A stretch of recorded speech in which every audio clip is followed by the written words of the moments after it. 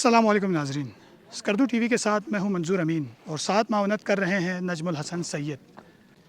اعلیٰ تعلیم کا خواب اب آپ کی گھر کی دہلیز پر پورا ہونے جا رہا ہے، اور اسی سلسلے میں معیاری تعلیم کے فروغ کے لیے نرسٹ یونیورسٹی بھی اپنی تعلیمی سرگرمیوں کا آغاز بہت جلد کرنے جا رہی ہے۔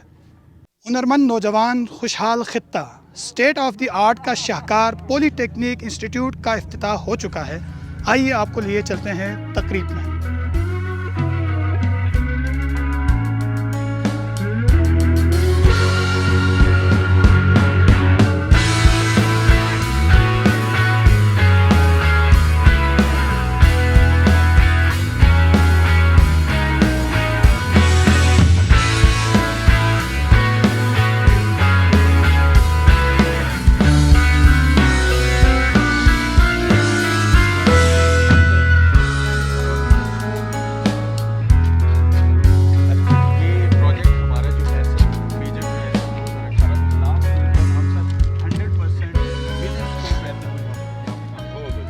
اس کے حوالے سے انجینئرنگ اور دیگر جو فیلڈس ہوں گی اس کی اوپننگ کے حوالے سے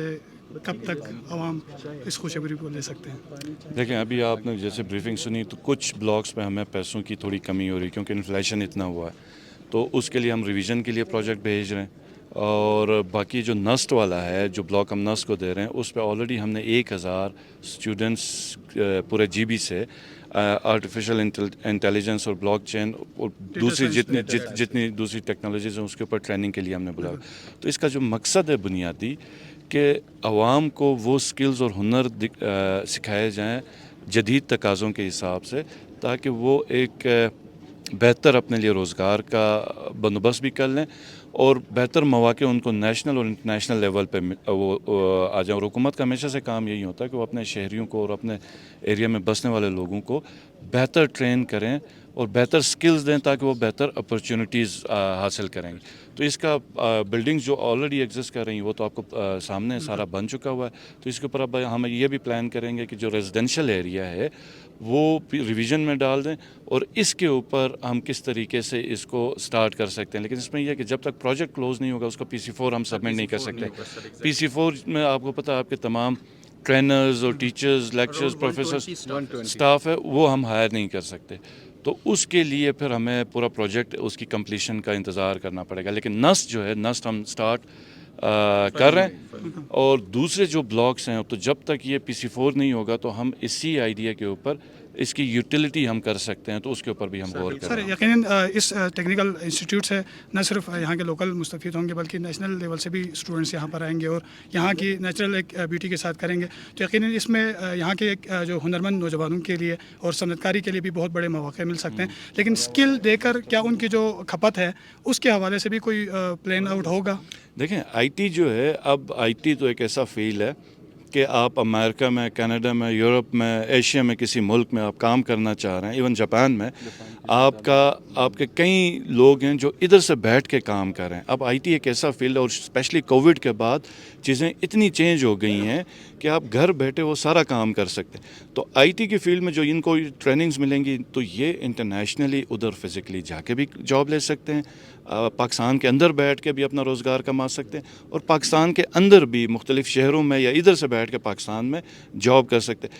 آپ کو پتہ ہے IT جو ایکسپرٹس ہیں ان کی بے انتہا اب ضرورت پوری دنیا میں بڑھ گئی ہے، اور تعداد پوری نہیں ہو پا رہی، کمی نہیں ہو۔ جاپنیز کمپنی کے ساتھ جو جس میں ان کے ساتھ وہ آگے جاپنیز گورنمنٹ کے ساتھ کام کریں، جائکا وغیرہ کے ساتھ، تو یہ جو ابھی ہم نے ریسنٹلی سائن کیا تھا وہ یہی تھا کہ جاپان میں جو IT ٹیکنیشینز ہیں یا جو IT لٹریٹ لوگ ہیں ان کی شدید کمی ہے، اور وہ پاکستان میں مطلب اتنی ان کو ضرورت ہے کہ وہ ٹریننگ دینے کے لیے بھی تیار ہیں کہ یہاں کے بچے ٹرین ہو جائیں اور ادھر آ کے جاب کریں، کیونکہ کمپنیز کی بہت زیادہ ضرورت ہے۔ تو یہ جو آپ کا سوال ہے کہ کیا ان کی ٹریننگ کے بعد ان کو روزگار ملے گا،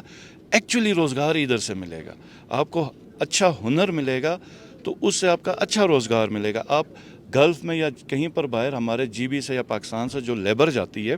وہ ٹرینڈ نہیں ہوتی، تو وہ جا کے بالکل منیمم ویج پہ کام کرتی ہے۔ لیکن اگر اسی لیبر کو آپ اچھی ٹریننگ دے دیں، میسنری کا یا کسی اور چیز کا، الیکٹریشین کا ٹریننگ دے دیں 3 مہینے 6 مہینے کی، تو وہ ادھر جا کے بہت بہتر جاب اور بہتر پیسے کما سکتا ہے. تو یہ کانسیپٹ ہی یہی ہے کہ انسان کو ہنر سکھایا جائے, اسکل سکھایا جائے, تاکہ وہ ایک بہتر جاب حاصل کرے. چل سر, اس کے علاوہ اس سے پہلے علاقے کے حوالے سے, کیونکہ اس وقت اسکردو اور بلدستان مسائل کا بہت بڑا شکار ہو چکا ہے, اور یقیناً ڈسٹرکٹ ایڈمنسٹریشن موجود ہے, نالوں میں پانی نہیں ہے, بجلی کی تو جو صورتحال ہے وہ یقیناً گفتگو ہے, اور اس وقت سیاحت بھی, ٹورزم بھی عروج پر پہنچ رہی ہے. اس کے حوالے سے کیا اقدامات ہیں جو کہ صوبائی سطح پر کیے جا رہے ہیں, کیونکہ ہر سال بات تو ہوتی ہے لیکن اگین وہ جنریٹر کی طرف زیادہ رجحان مل رہا ہے, لیکن لانگ لاسٹنگ کو پروجیکٹ. وفاقی حکومت اس پہ بڑا ایک اچھا کام یہ کر رہی ہے کہ چونکہ یہاں پہ ٹورسٹ کی فیسلٹیز نہیں ہیں, تو انہوں نے فلائٹس ہی کم کر دی ہیں کہ تاکہ ٹورسٹ ہی نہ جائے ادھر. تو وہ ان کا مسئلے کا ایک حل انہوں نے یہ پیش کیا. ورنہ آپ کو یاد ہوگا کہ لاسٹ ایئر جب